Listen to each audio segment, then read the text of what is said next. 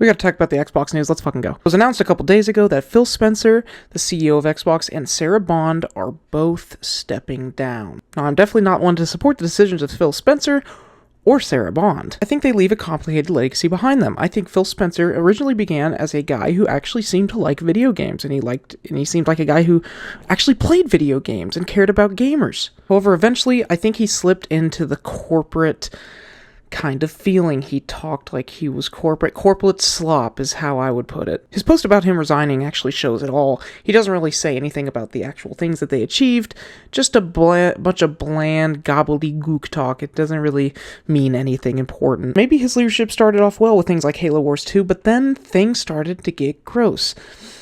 We had Game Pass to start off, which was a great idea, but then it just became more and more expensive as the years went on, to a point where it's just not even worth it. On top of that, we've had the firing of plenty of studios and plenty of games, and the acquisition of studios that have really not gone anywhere, and in fact have made a lot of games worse, like Call of Duty, which is unbelievable because Call of Duty was already in the dumps. But what's really scary is who's replacing them. You're not going to believe this, but the replacement is Asha Sharma, the president of the Core AI division of Microsoft. What Phil said about her does not give me any hope. It was very bland. Just basically, oh, she'll do well, blah, blah, blah, just corporate blah. Look, I've been an Xbox fan my whole life. I've got an Xbox sitting right next to me. I've got plenty of controllers. I love Halo. I love Gears of War. I've loved all of it.